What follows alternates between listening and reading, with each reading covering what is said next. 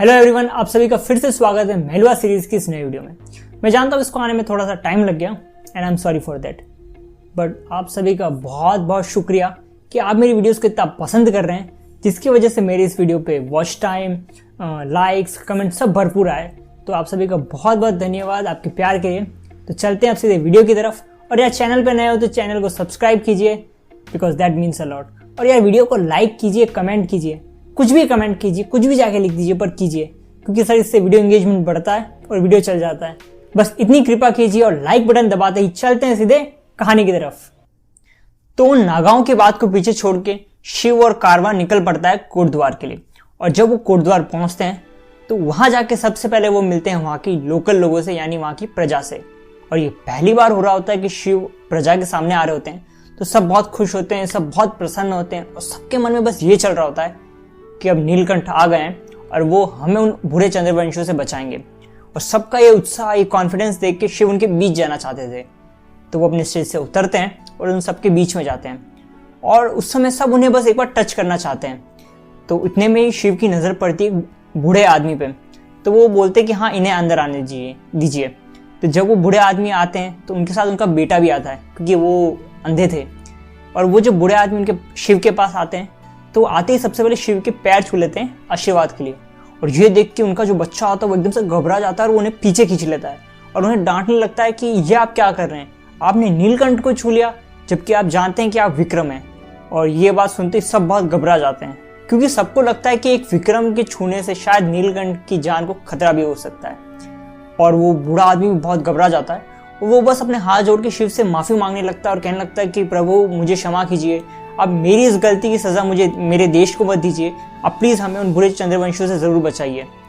और ये देख के शिव के मन में बस ये आता है कि ये जो विक्रम वाला रूल है ये बहुत गलत है। और इस आदमी पे जब इतने अत्याचार हो रहे हैं, इतने अत्याचारों को सहने के बाद भी ये अपने देश के बारे में सोच रहा है, तो ऐसे आदमी के छूने से मैं अपवित्र कैसे हो सकता हूँ। तो इस बात से प्रभावित होकर शिव जाके उस बूढ़े आदमी के पैर छू लेते हैं। और ये देख के सब बहुत घबरा जाते हैं और सब बहुत चिंतित हो जाते हैं और सब उनसे बहुत नाराज़ होते हैं, खासकर सती, कि इसके बाद शिव जो है वो शुद्धिकरण करवाने से भी मना कर देते हैं। तो इसी अनबन के साथ जो उनके बीच में जो अनबन चल रही होती है, उसी को लेके वो वहाँ से निकल पड़ते हैं मोहनजोदारो के लिए। तो आपको मैं बता दूं कि सती आखिर विक्रम कैसे बनी। तो हुआ कुछ ऐसे था कि 90 साल पहले सती की शादी हो गई थी, जिससे उन्हें एक बच्चा होने वाला था, जो कि जन्म लेते ही मर जाता है। और ठीक उसी दिन उनके पति की भी मौत हो जाती है, जिसके चलते सती को एक विक्रम घोषित कर दिया जाता है। तो अब वो पहुंचते हैं मोहनजोदारो और वहाँ पे भी सब सेम। वो सबसे पहले वहाँ के लोकल से मिलते हैं और फिर शिव एक टेम्पल में जाना चाहते हैं, तो वो वहाँ चले जाते हैं। और वहाँ जाके वो नंदी और वीरभद्रा को कहते हैं कि तुम बाहर रुको, मैं अकेला अंदर जाके आता हूँ। और वो अंदर जाते हैं, वो एक जगह पे अपनी आंखें बंद करके बैठ जाते हैं। तभी उन्हें एक फैमिलियर वॉइस सुनाई देती है जो उनसे कहती है, how are you my friend. और जब वो पीछे मुड़ के देखते हैं तो उन्हें ठीक वैसे एक पंडित जी नज़र आते हैं जो उन्हें वहाँ ब्रह्मा टेम्पल में दिखे थे। तो वो उनसे पूछते हैं कि आप सभी एक जैसे ही क्यों दिखते हैं। तो उस पर पंडित जी कहते हैं कि इसका जवाब तुम्हें तब मिलेगा जब तुम हम में से किसी एक को अगली बार मिलोगे, और ये मेरा वादा है तुमसे। और फिलहाल के लिए तुम्हारे मन में एक विचार चल रहा है जिसको लेके तुम बहुत दुखी हो। तो शिव कहते हैं ये सोसाइटी, ये पूरी सोसाइटी एकदम परफेक्ट है, और यहाँ कुछ चीज़ें ऐसी है जिनको लेके मैं बहुत परेशान हूँ, जैसे कि ये विक्रम सिस्टम। भला आप एक इंसान को कैसे अलग कर सकते हैं यह कहकर कि ये उसके पिछले जन्मों के कर्मों का नतीजा है।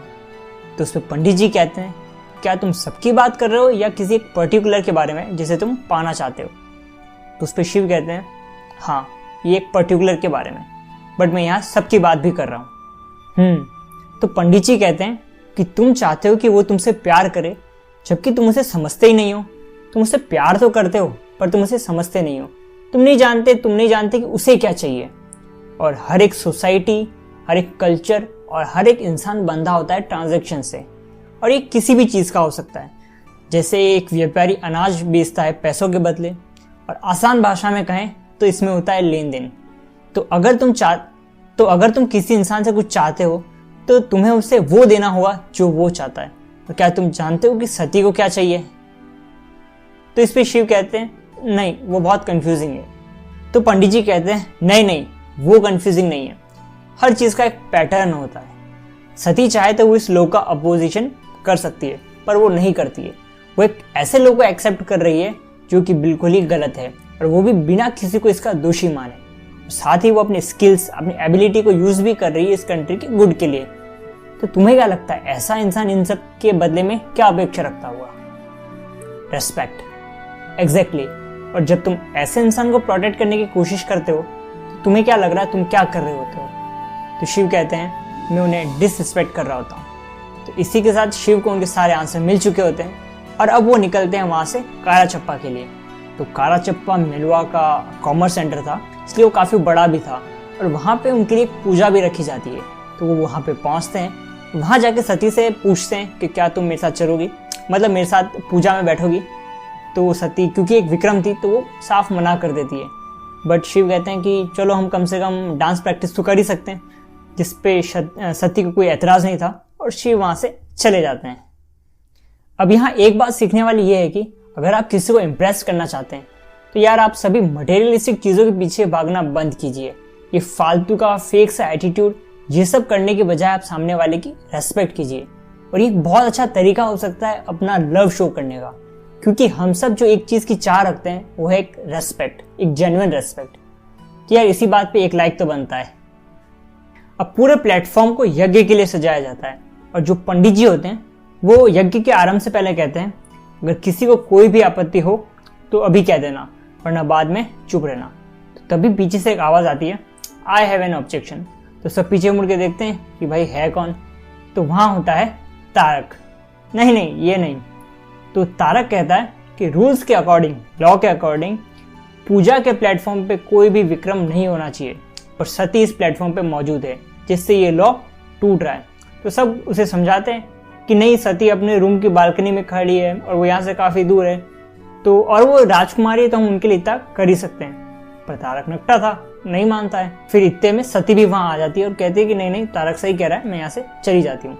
और जब वो वहाँ से जा रही होती है, मतलब अपने रथ पे बैठ के वहाँ से निकल रही होती है, तो तारक सती को कहने लगता है कि तुम कैसी राजकुमारी हो, तुम्हें इतना भी पता नहीं चलता है, आज तुम्हारी वजह से ये जगह अपवित्र हो गई। और भाई ये सुन के शिव को आता है भयानक गुस्सा, और पर जैसे जैसे वो अपने गुस्से को कंट्रोल करके कह देते हैं तारक को कि वो यहाँ से जा रही है तो तुम अपनी मर्यादा में रहो। पर वो नकटा था, तारक एकदम नकटा था, तो वो शिव को भी उल्टा सीधा कहने लगता है। पर सती इस बार चुप नहीं रहती है, वो तारक को अग्नि परीक्षा के लिए चुनौती दे देती है। अब अग्नि परीक्षा क्या होती है मैं बताता हूँ। एक रिंग होती है, एक फायर रिंग, जिसके अंदर दो लोगों को लड़ना होता है और तब तक लड़ना होता है जब तक या तो कोई एक जना मर नहीं जाए या हार नहीं मान ले। अब सबको डर था कि शायद सती इस मोटे तारक के सामने जीत नहीं पाएगी और शायद कल मर भी जाए। तो सब तारक को कह देते हैं कि तुम ये चुनौती एक्सेप्ट नहीं करोगे, तुम इसके लिए मना कर दोगे।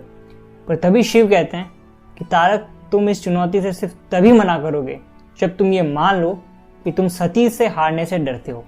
और ये सुनते ही सब एकदम शॉक्ड हो जाते हैं कि ये क्या कह दिया नीलकंठ ने। शिव ने खुद अपने हाथों से सती को मौत के घाट उतार दिया। पर सती ये सुन के बहुत खुश होती है, वो काफ़ी प्रसन्न होती है, उसे अच्छा लगता है कि फाइनली शिव समझ रहे हैं कि उसे सही में क्या चाहिए। फिर सती वहाँ से चली जाती है और फिर वो यज्ञ होता है और यज्ञ के बाद शिव और बृहस्पति उस तारक के जो प्रैक्टिस होती है वो देखने चाहते हैं कि साला ये लड़ता कैसे है। और तब तक सती भी वापस आ जाती है और वो भी आते ही अपनी प्रैक्टिस शुरू कर देती है। फिर वहाँ पे आते हैं पर्वतेश्वर, यानी जहाँ पे वो प्रैक्टिस कर रही होती है वहाँ पे पर्वतेश्वर पहुँचते हैं। और पहली बार उन्हें देख के ये लग रहा होता है कि वो कमज़ोर हो रहे हैं, क्योंकि उन्हें डर था कि शायद कल सती ना रहे। पर शिव तभी वहाँ आते हैं और सबको बड़ा चीयर करते हैं, वो सबको समझाते हैं कि कल क्या कैसे करना है। और वो सती को बताते हैं कि तुम्हारे पास है रफ्तार, जो कि तुम उसके अपोजिट में यूज़ कर सकती हो, क्योंकि तारक बड़ा है और मोटा है, जिसकी वजह से जब वो वार करता है तब उसकी स्पीड स्लो हो जाती है। तो तुम इसको अपने फेवर में यूज़ कर सकती हो। और तुम लड़ने के लिए एक चाकू का इस्तेमाल करना, जिससे उसकी जो रीच है वो कम हो जाएगी। फिर अगले दिन युद्ध स्टार्ट होता है, एक रिंग बनाई जाती है, उसमें आग लगाई जाती है और युद्ध प्रारंभ होता है। सब पूरा जो देश होता है वो उसको वहाँ पे देखने के लिए आता है। स्टार्टिंग से ही जो तारक होता है वो अपना चाकू आगे की तरफ रखता है कि अगर सती पहले हमला करे तो वो उस पर वहीं घायल कर ले। पर इसका उल्टा सती जो अपना चाकू होता है वो पीछे रखती है और कंटिन्यूसली एक हाथ से दूसरे हाथ में फेंकती रहती है, जिससे तारक को लगे कि ये एकदम अनाड़ी है और इसके जो मूव्स है वो आराम से प्रेडिक्ट कर लेगा। तो सती अपना पहला वार करती है, जिसे तारक आसानी से प्रेडिक्ट कर लेता है और उसके हाथ पे मारता है। वापस सती एक जो चाकू इधर उधर घुमाती है और उस पर हमला करती है, वो आराम से तारक उसको भी प्रेडिक्ट कर लेता है और इस बार उसके शोल्डर पे मारता है। जब तीसरे मूव तक तारक ओवर कॉन्फिडेंट हो जाता है कि हाँ ये सही में अनाड़ी है और मैं इसे आराम से हरा दूंगा, उतने में सती अपनी जो टेक्निक होती है उसको पूरी तरीके से बदल के सीधा तारक के चेस्ट पे हमला कर देती है, जिससे वो खूना खून हो जाता है। और ये देख के ऐसा लग रहा होता है मानो जो सती के अंदर 90 साल का जो गुस्सा भरा पड़ा है वो बाहर आ रहा है। और फाइनली सती जीत जाती है और ये देख के सब बड़ा खुश होते हैं, सब सती को चीयर करते हैं। पर सती सिर्फ शिव की ओर देख रही होती है और शिव भी सती की ओर देख के मुस्कुरा रहे होते हैं और उनकी आंखों से आंसू आने लगते हैं, जिसे वो इस बार रुकते नहीं है और वो उसे दिखाना चाहते हैं। और ये देखते ही सती भी अपनी आंखें बंद कर लेती है। तो अब क्योंकि सती वो मुकाबला जीत चुकी थी, तो वहां पे पूरी रात जश्न मनाया जाता है। सब बड़े खुश होते हैं और अपने शिव आराम से अपने बालकनी में खड़े होकर चांद को निहार रहे होते हैं कि तभी सती उनके पास जाती है और उनसे पूछती है कि क्या तुमने सूरज और धरती की कहानी सुनी है? तो शिव उस पर ऐसे फ्लर्ट करते हुए कहते हैं नहीं, but I will love to. तो सती वो कहानी सुनाते हुए कहती है कि सूरज और धरती हमेशा साथ साथ रहते हैं, पर कभी कभी जो धरती है वो सूरज के पास आने की कोशिश करती है, पर सूरज ये नहीं कर सकता, क्योंकि अगर वो पास आ गए तो ये जो प्रकृति का नियम है, ये जो प्रकृति का बैलेंस है वो बिगड़ जाए। तो इस पे शिव कहते हैं नहीं, गलत। धरती अगर सूरज के पास जाना चाहती है तो इसमें गलत क्या है, क्योंकि सूरज जलता है किसके लिए? धरती के लिए। अगर धरती ही नहीं रहेगी तो सूरज के जलने का क्या फायदा? तो इस पे सती कहती है नहीं, आप भी गलत है, क्योंकि सूरज एक ऐसे सिस्टम का पार्ट है जिसमें वो सिर्फ खुद के बारे में कभी नहीं सोच सकता, क्योंकि उसके हर एक फैसले से सब अफेक्ट होंगे। ये सुन के शिव को बड़ा बुरा लगता है, या यूं कहो वो हार्ट ब्रोकन फील करते हैं, बट अब क्या कर सकते हैं। और आपको क्या लगता है सती क्या कहना चाहती थी और क्या वो सही थी? कमेंट करके जरूर बताएं। अब क्योंकि सती भी लड़ाई में इंजर्ड हुई थी, तब उन्हें कुछ 3 हफ्ते लगते हैं रिकवर होने में, और फिर वो वहां से निकल पड़ते हैं अगले डेस्टिनेशन के लिए। पर जब वो रास्ते में जा रहे होते हैं तब दूसरी साइड से कई सारे लोग दौड़ के आ रहे होते हैं।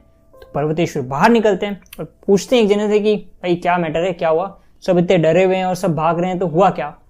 तो वो आदमी बताता है कि हम पासी के एक गांव से हैं जिसका नाम है कुंज, और वहां अभी अभी एक टेररिस्ट हमला हुआ है जिसमें उन्होंने सारे ब्राह्मणों को पकड़ लिया है और हमें सिर्फ आधा घंटा दिया यहाँ से भागने के लिए।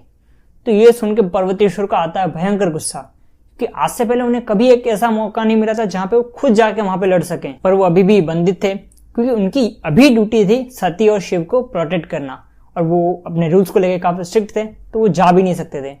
पर शिव भी वहीं मौजूद थे और वो भी ये सारी बातें सुन लेते हैं और उन्हें खुद बड़ा गुस्सा आता है ये सब सुन के। तो सबको ऑर्डर देते हैं कि हम अभी वहां जाएंगे और सबसे लड़ेंगे। तो तभी वो आदमी जो कि बहुत डरा हुआ था वो कहता है कि हम उनसे कैसे लड़ेंगे, उनके पास 500 की सेना है और उनके पास वो 5 नागा भी है जो सब कुछ तहस नहस कर रहे हैं, और हम तो साधारण आदमी, हम उनसे कैसे लड़ेंगे। अब शिव ये तो समझ रहे थे कि ये नागाओं से कितना डरते हैं और इन्हें मोटिवेट करने के लिए, इन्हें कॉन्फिडेंस देने के लिए एक उतनी ही पावरफुल चीज की जरूरत है। तो वो पासी के एक चट्टान पे चढ़ते हैं और अपना क्रेवट निकाल के फेंक देते हैं और कहते हैं कि मैं हूं नीलकंठ और मैं तुम्हारी रक्षा करूंगा और मैं लड़ूंगा उनसे। और ये कहते ही वो अपना घोड़ा निकाल के वहां से लड़ने के लिए निकल पड़ते हैं। उनके पीछे पीछे विश्राती, पर्वतेश्वर, नंदी, वीरभद्र, पूरी सेना उनके पीछे जाती है। और गांव पहुंचते ही वो सबसे पहले पकड़ते हैं उन नागाओं को, क्योंकि वो जानते थे कि अगर हमने इनको मार दिया तो पूरी सेना फिर अपना आप भाग जाएगी। तो वो सीधा नागाओं से लड़ने लगते हैं और उधर पर्वतेश्वर भी अपनी तलवार निकालते हैं और एक नागा से लड़ने लगते हैं। इधर पर्वतेश्वर एक काबिल योद्धा थे, तो वो नागा भी कम नहीं था। उनके बीच में एक भयंकर युद्ध होता है, पर एट लास्ट वो नागा मारा जाता है। दोनों शिव और पर्वतेश्वर मिलकर 2-2 नागाओं को मार देते हैं। पर जब शिव इस चौथे नागाओं को मार रहे होते हैं तो तभी उन्हें पीछे से एक आवाज आती है। वो पीछे मुड़कर देखते हैं तो सती उनकी ओर भाग के आ रही होती है। पीछे देखते हैं कि ये भाग किससे रही है, पर वहां होता कोई नहीं है। और वो ये सोच ही रहे होते हैं कि तभी सती उनकी तरफ छलांग लगा देती है और एक तीर आके सीधा उनके चेस्ट पे लगता है। और तीर भी कोई ऐसा वैसा तीर नहीं, एक खतरनाक जहरीला तीर जिसका नाम था अग्निबाण, जो कि इंसान को धीरे धीरे और दर्दनाक मौत देता था। और ये देखते ही शिव बहुत जोर से चिल्लाते हैं और सबसे पहले उस नागा का सर काटते हैं। पर अब भी सती की हालत गंभीर थी। उसे पास ही के एक घर में ले जाया जाता है और आयुर्वेदी उनका इलाज शुरू करती है। पर सारे मेलवन जानते थे कि ये अग्निबाण कितना खतरनाक है और सब बड़े चिंतित थे सती के लिए। और फिर जब आयुर्वेदी सती का इलाज करके बाहर आती है तो कहती है कि हमने तीर तो निकाल दिया, पर इनकी जान बचाना अब नामुमकिन है, क्योंकि इतिहास में कोई भी ऐसा इंसान नहीं रहा जिसे अग्निबाण लगा हो और वो बच गया हो। इसलिए अब हम कुछ नहीं कर सकते सिवाय इसके कि हम इन्हें कुछ दवाइयाँ दे दें जिससे इनकी मौत जल्दी और कम दर्द में हो जाए, क्योंकि थोड़ी देर में इनका बुखार फिर से आ जाएगा और यह अब बढ़ता ही रहेगा। पर इस पे शिव साफ साफ मना कर देते कि हम ऐसा कुछ नहीं करने वाले हैं, क्योंकि कैसे भी करके अगर इनका बुखार कम किया जा सकता है तो वो पूरी जिंदगी ऐसे ही उनके पास बैठे रहेंगे पर उन्हें जाने नहीं देंगे। और अब आयुर्वेदी भी उनसे बहस नहीं करना चाहती थी तो वो वहाँ से रोते हुए चली जाती है। और फिर थोड़ी देर बाद सती अपनी थोड़ी बहुत हिम्मत जुटाकर अपनी आंखें खोलती है और शिव का हाथ पकड़ लेती है और कहती है कि पिछले कुछ महीने मेरी ज़िंदगी का बेस्ट टाइम रहा है। काश तुम मेरी ज़िंदगी में पहले आए होते, क्योंकि ये मैं पहली बार कह रही हूँ और शायद आखिरी बार, दैट आई लव यू। और ये सुन के शिव की आंखों से आंसू आने लगते हैं और वो सिर्फ इतना कहते हैं कि ये तुम फिर से कहने वाली हो, कम से कम अगले 100 सालों के लिए, क्योंकि मैं तुम्हें कहीं जाने नहीं देने वाला हूँ। और ये सुन के सती सिर्फ मुस्कुराती है और शिव का हाथ पकड़े रखती है।